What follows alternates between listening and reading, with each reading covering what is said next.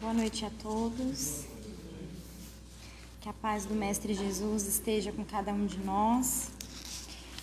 Bom, então, para iniciarmos os nossos trabalhos, nós vamos começar com os recados da casa. A gente pede para que sempre, ao adentrar nesse salão, para que a gente mantenha o silêncio, para que a gente consiga receber mais proveitosamente as bênçãos dos nossos amigos da espiritualidade. A gente pede também que sempre desliguem os celulares, aqueles que não puderem desligar, deixar sempre no silencioso, para que não atrapalhe, no nosso tratamento, para que não atrapalhe de que a gente receba tudo aquilo que nós viemos buscar aqui. Nós convidamos a todos a usarem todos os recursos que nós temos aqui na nossa casa, que é a biblioteca. Nós temos muitos títulos extremamente importantes. Vocês podem ficar à vontade, pegar o título que vocês quiserem, ler tranquilamente para depois devolver. A gente também tem a livraria, tem alguns livros à venda aqui também. Nós temos disponível também um atendimento fraterno, que acontece um pouco antes das nossas palestras. Então, quem sentir que deve conversar com alguém que está passando por algum momento delicado, físico ou espiritual, as portas aqui também estão abertas para todos que queiram fazer esse tratamento, tá? E sempre ao final também esperar para tomar o passe.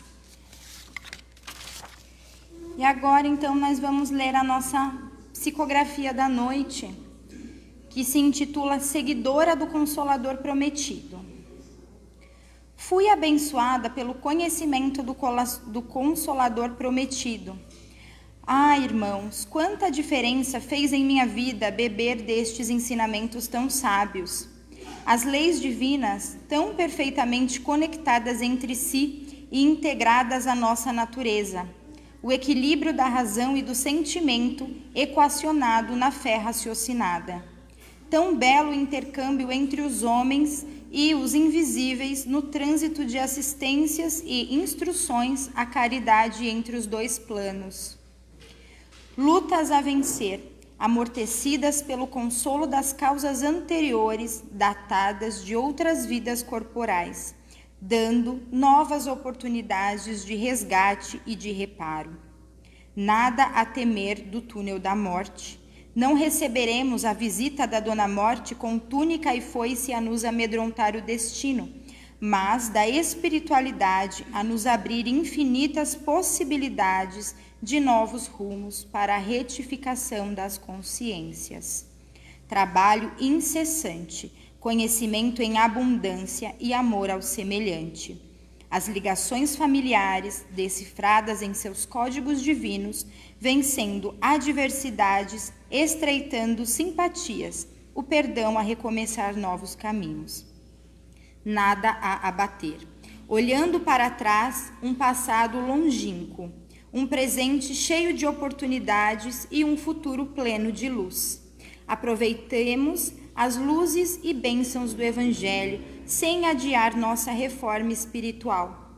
A moral, quando retocada continuamente, o intelecto, quando aperfeiçoado sem detença, concede-nos as asas para o voo solo da existência no encontro a Deus.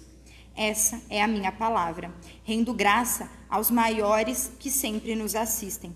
Sejam abençoados pelo Mestre que nos mostra o caminho, a verdade e a vida que devemos sempre cultivar com alegria. Essa mensagem foi psicografada aqui na nossa casa no dia 13/6/2023.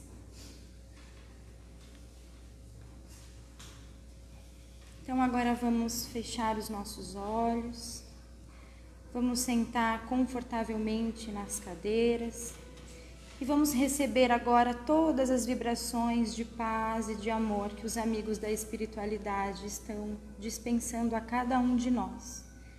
Vamos agradecer então nesse momento ao Mestre Jesus pela oportunidade de estarmos aqui reunidos em seu nome, para que possamos mais uma vez, entre corações amigos, aprender, refletir sobre os seus ensinos. Abençoa, Jesus, a cada um de nós, os nossos corações, as nossas mentes e atitudes. Abençoe os nossos familiares, os nossos amigos, a todos aqueles irmãos que estão necessitando de algum tipo de ajuda, que agora as nossas melhores vibrações possam alcançá-los. Abençoe também, Mestre, a nossa irmã Elaine, que ela possa ser intuída e que todo o conhecimento que ela passe para a gente hoje, a gente possa absorver e colocar em prática no nosso dia a dia. Mais uma vez, Mestre, obrigada por tudo e abençoa a nossa noite. Que assim seja, graças a Deus. Obrigada, Marcela.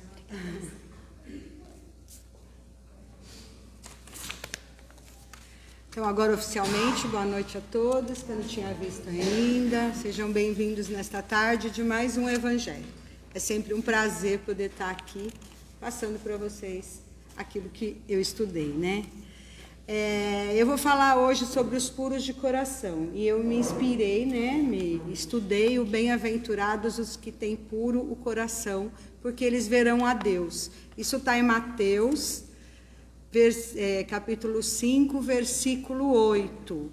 Mas no capítulo 8 do Evangelho segundo o Espiritismo, tem todo o estudo sobre a pureza de coração. A questão 112 do Livro dos Espíritos, ele fala assim, que espíritos de primeira classe são os espíritos puros. Percorreram todos os graus da escala evolutiva e se despojaram de todas as impurezas da matéria. Não têm que passar por provas, nem por expiações, nem reencarnação. Então, uma má notícia para nós. Se estamos reencarnados é porque não temos muita pureza ainda, né? Vai ter que fazer um pouquinho mais de sacrifício, né? Eles não se acham sujeitos às necessidades e nem às provas da vida material. Mas tal felicidade não é uma ociosidade. E isso para a gente é bom. Porque eles comandam espíritos que lhes são inferiores, ajudando-os a se aperfeiçoarem e designando-lhes missões. Assistir os homens em sua angústia, excitá-los ao bem, e por vezes são designados sob o nome de anjos, arcanjos, serafins. Então, esses a quem nós pedimos proteção, e até os nossos amigos espirituais também pedem, são aqueles que realmente já passaram por todas as vicissitudes da terra e agora já estão como espíritos puros. Mas eles não estão contemplando a nossa ociosidade, como a gente imagina, né, ou imaginava, que ia ser um céu sem nada para fazer. Então, eles continuam trabalhando e o melhor, estão aqui para nos ajudar. O Kardec, para falar da pureza no capítulo 8, ele se utiliza de algumas passagens. Mas o que chamou a atenção neste momento, que é o que eu vou passar para vocês, é que ele recebeu, naquele capítulo, foi o único capítulo que eles evocaram um espírito para uma cura. Não tem nenhum outro capítulo, evocação do espírito, a não ser as psicografias que eles trazem. Mas aquela que é chamado bem-aventurados os que têm olhos fechados, é o último pedacinho dos puros de coração.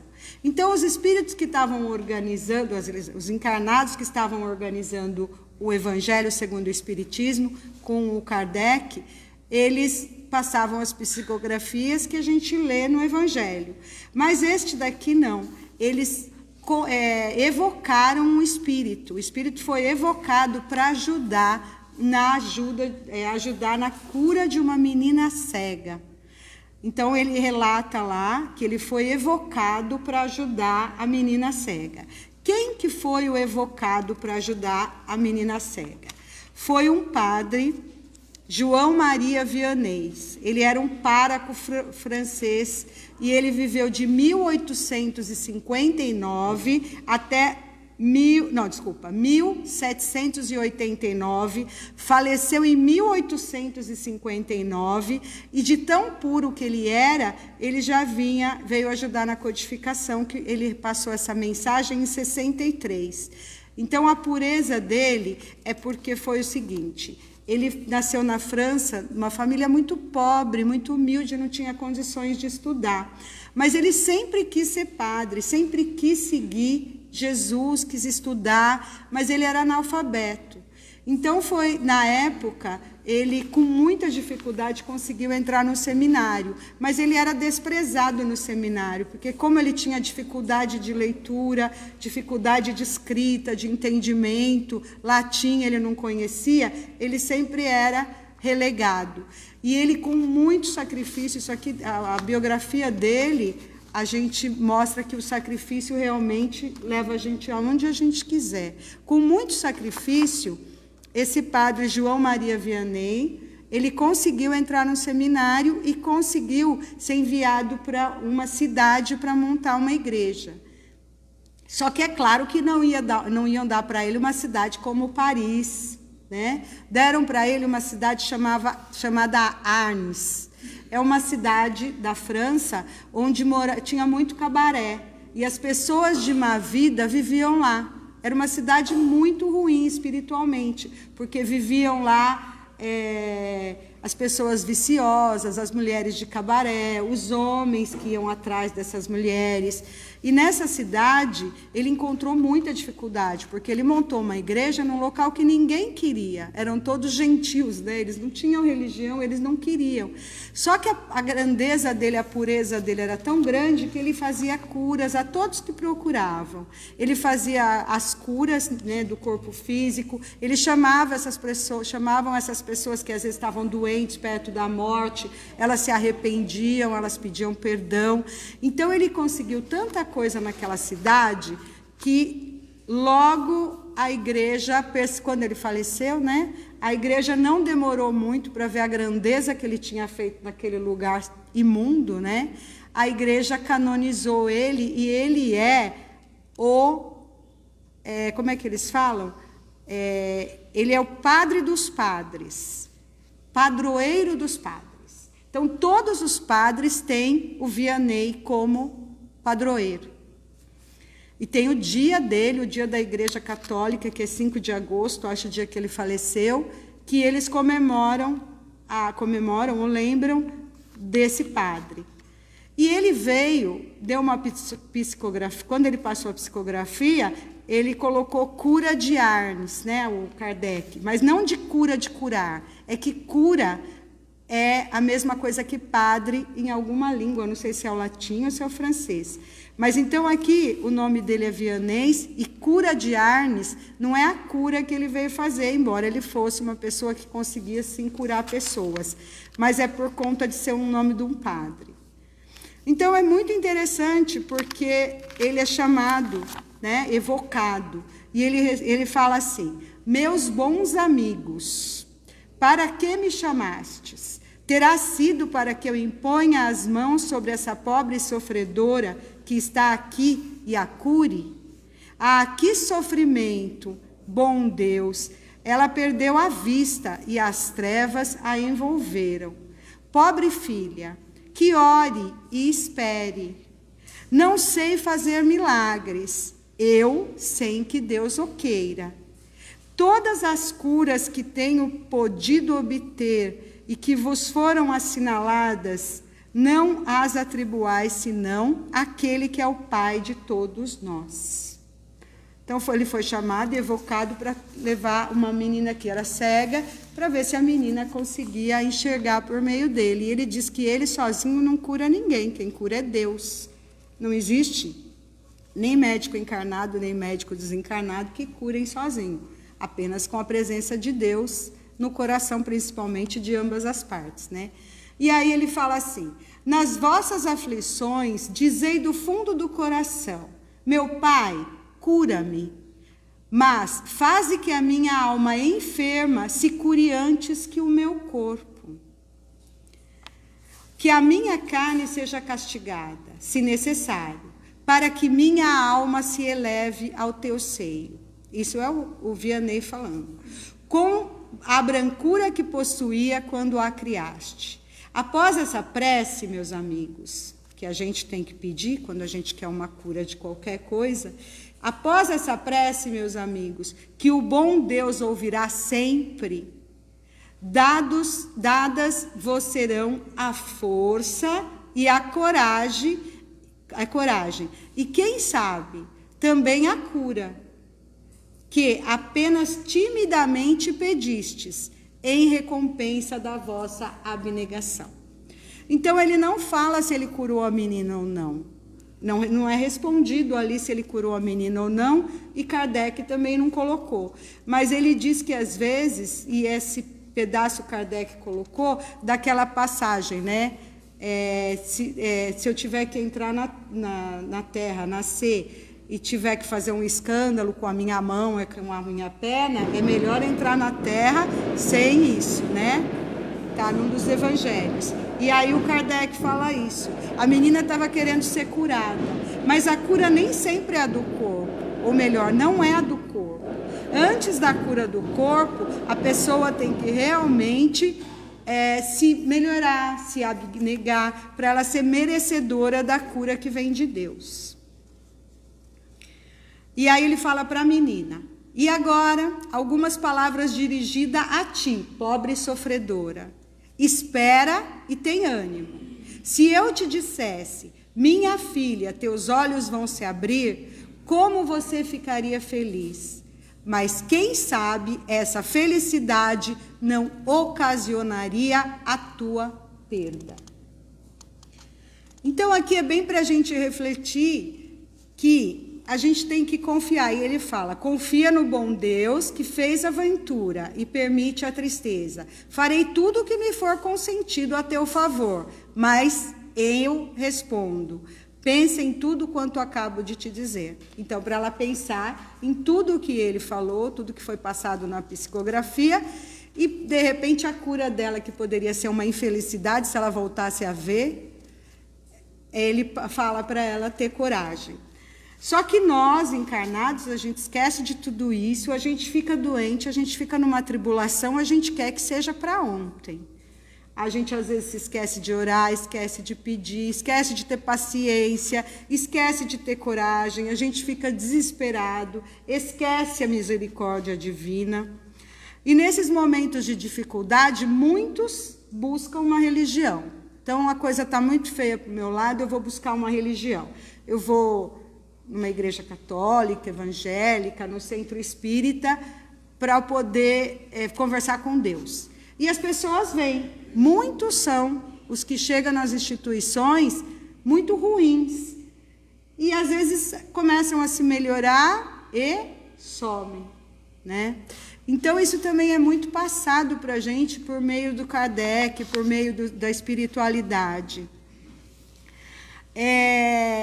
Que é muito bom a gente ter um lugar realmente para ir, mas para a gente se entregar a esse lugar, para a gente cumprir realmente o que a gente precisa, aprender. Aprender sozinho em casa, às vezes, é muito difícil. A gente vem aqui, é muito mais fácil, porque só quando a gente já está trabalhando, a gente está se conhecendo, a gente já tem que usar tudo que a gente aprende. Paciência com os amigos, porque juntam-se numa instituição religiosa as pessoas muito diferentes. Então, dentro de uma instituição, a gente consegue aprender muito. Participar de locais religiosos também é uma tarefa de amor e aprendizado. O contato com pessoas, as mudanças de vida por meio do que as palavras ouvidas nos trazem responsabilidade e convidam à mudança interior. Nesta casa bendita temos passes espirituais e também o passe físico.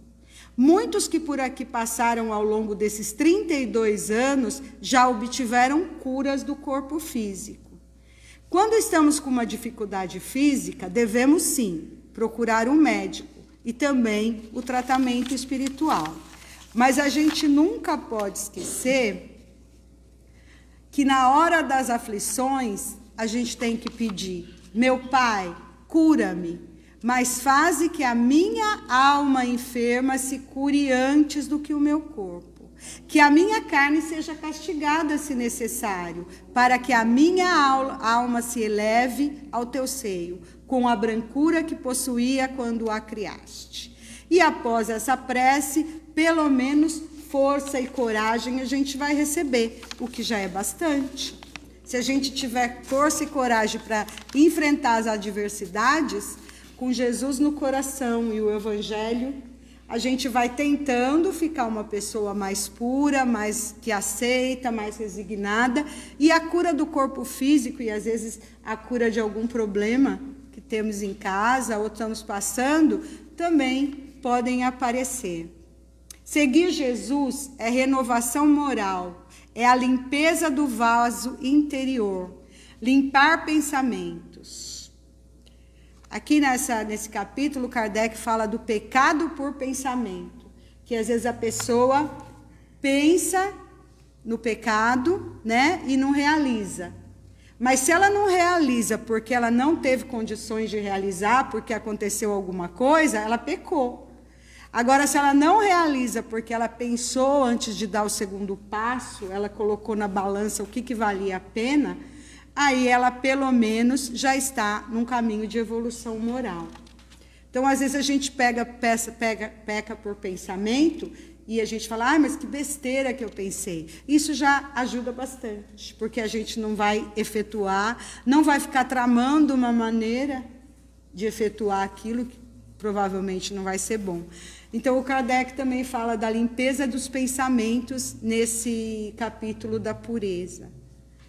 Seguir o que nos foi ensinado vai nos tornando mais puros. Por quê? Isso é de Cristo. O homem que ouve os ensinamentos e os praticam, constrói seus alicerces morais em bases sólidas. Quando a gente vai praticando os ensinamentos de Cristo, não é qualquer coisa que nos deixa abalado. Precisa de muito para abalar. Quando a gente está certo com aquela fé que tudo que a gente passa é por um motivo. Tudo que a gente passa, a gente tem que falar, Jesus, estou em suas mãos.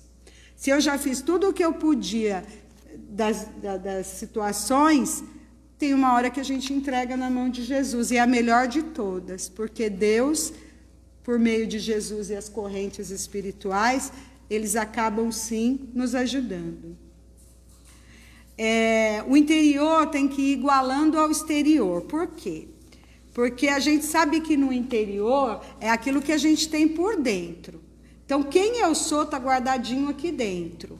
E o exterior? O exterior, às vezes, sou eu sorrindo, sendo pessoa boa. Sou eu sorrindo, fazendo uma bondade. Então, no exterior fica tudo bonitinho. Aqui também ele fala, nesse capítulo, de mãos lavadas, né? Ele fala que lavar as mãos para comer o pão, que era o ritual na época, não é importante. Porquanto, também, Mateus, porquanto do coração é que partem os maus pensamentos. Os assassínios, os adultérios, os latrocínios, os falsos testemunhos, as blasfêmias e as maledicências. Estas são as coisas que tornam o homem impuro. É aquilo que nós temos de ruim e a gente ainda externaliza, né? Que torna o homem impuro. Então, o coração às vezes está impuro e o exterior não. Vai ter um momento que a gente vai contradizer. Então, a ideia da evangelização é a gente tornar o interior próximo ao exterior.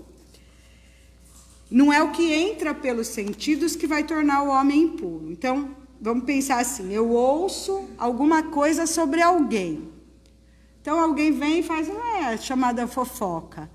E aí, nós vamos tentar passar isso, ou às vezes ignorar, ou podemos até passar, às vezes não sabemos, né, o que é, que às vezes pode um comentário. Mas como que a gente vai ouvir? A gente vai ter a entrada pelo sentido da audição. E como que a gente vai devolver esse comentário? Com maledicência, aumentando um pouquinho? Com aquele ar de desprezo, maldade, cheio de impureza? Ou a gente vai tentar, se for passar, ou passar da mesma maneira, ou passar de uma maneira mais branda? E aprendendo a não ter mais essa maledicência e essa maldade no coração. Por quê?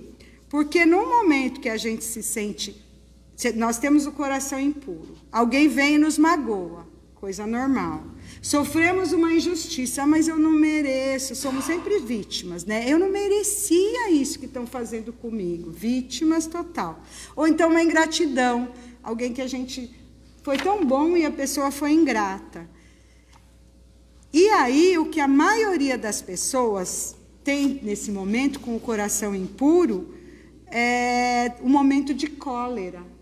Kardec tem um capítulo, uma parte falando só da cólera, que é aquele desespero que a pessoa tem de já sair gritando, já sair berrando, não, eu vou tirar satisfação, eu vou resolver isso, porque fizeram isso comigo, eu não mereço, e já atropela tudo, já faz tudo errado, às vezes já manda um WhatsApp para a pessoa gravado, xingando, falando, e se quando for ouvir isso de novo em sã consciência, fala, que besteira que eu fui fazer. Hoje está ótimo por causa disso. Antigamente, quando a gente falava um desaforo no telefone, a pessoa ouvia, mas nunca ia saber reproduzir tudo que ela ouviu do outro. Não é assim?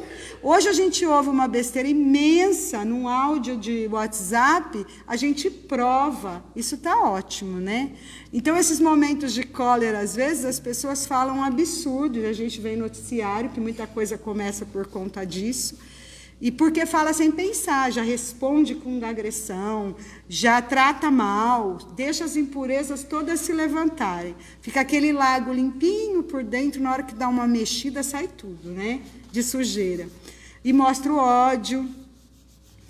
E outra coisa também que a gente pode lembrar do interior e do exterior são os selfies da vida, né? Vocês já viram alguém fazer selfie de quando ela está muito nervosa, colocar aquela cara odiosa que ela fica e colocar na rede social, ou mandar? Olha a minha foto. Imagina a face que a gente fica. Quando a gente está com muita raiva, a gente... Mas eu não me conformo, eu tô muito inconformada.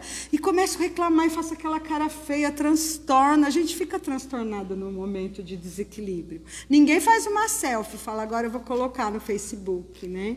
A gente só coloca o quê? Alegria, que é muito bom. É muito bom. Você tira uma foto linda, manda, né, para as pessoas, olha como eu fiquei bem nessa foto, ótimo, super saudável. As pessoas que gostam da gente, principalmente, ficam bem felizes, né? Mas tem também aqueles, né, que tem o coração bem impuro, que você chega contando uma novidade, falando uma coisa boa, eles ficam com aquela cara. Aí, de repente, você conta, puxa vida, tive uma adversidade, olha, aconteceu uma coisa muito ruim na minha vida, alguém que eu conheço ficou doente, ou alguém que eu conheço me deixou, a pessoa já fala, tá vendo? Eu te avisei, você ia mesmo passar mal com aquela pessoa. Então, o outro ainda põe a pilha, né? Então, a gente tem que tomar muito cuidado com as aparências. Tudo que a gente vai falando, tudo que a gente vai mostrando com os 5 sentidos. A Vânia, na palestra dela, ela falou de gestos, ela falou com as mãos, os olhares. Quando você vê que uma pessoa tem um olhar bom, algumas a gente percebe um olhar diferente. É tudo isso que a gente está mostrando do nosso interior, deixando passar. Então, qual que é a ideia do padre Vianney, que foi uma alma muito bondosa? Ele pode ser comparado, até pelo que eu vi, com São Francisco, de tanta bondade que ele tinha. Ele realmente salvou muitas almas. É que a biografia dele existe, mas ele é pouco conhecido, mas as pessoas da igreja conhecem, e é um padre muito abnegado. O que vai ficar para nós nessa tarde de hoje? Que quando nós tivermos com algum problema, não só físico, que a gente pense que Deus está no comando. E, principalmente, vamos limpando o nosso vaso interior, para que a gente possa receber a cura. Se a gente vai limpando o vaso, por isso Mateus falou, bem-aventurados que têm puro o coração, porque eles verão a Deus. Os espíritos puros já viram a Deus, nós ainda não. Nós sabemos que Ele existe e acreditamos. Então, se nós conseguirmos limpar o coração, a gente vai ficando em cada encarnação mais perto de chegar a ser o espírito puro. E só para terminar, não vai falar assim, mas se eu não fiz nessa encarnação, eu faço na outra. Porque até a própria psicografia falou hoje. A encarnação é uma bênção. E é hoje e agora que a gente tem que resolver. Se vocês foram convidados para vir aqui hoje, vieram, ouviram, vocês estão cada vez mais responsáveis por aqueles atos. Nós todos, né? Eu, principalmente, que é o primeiro ouvido, é o que mais está mais perto aqui. Ó. Eu que estou ouvindo mais.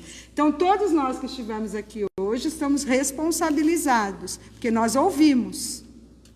Então, não vamos poder alegar ignorância para tentar pegar nosso exterior e mostrar o que a gente tem de bom do interior, igualar, certo?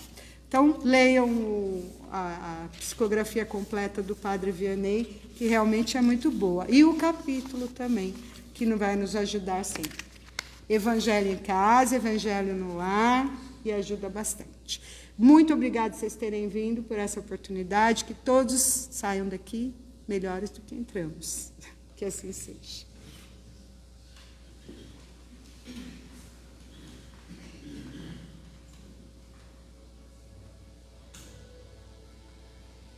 Mestre Jesus, mais uma vez agradecemos pela oportunidade que o Senhor nos dá de abrir as portas dessa casa abençoada e tão segura para cada um de nós. Agradecemos, Jesus, por todo o ensinamento que recolhemos aqui hoje e que nós possamos, através do seu amor e através do nosso esforço próprio, conquistarmos a pureza de coração.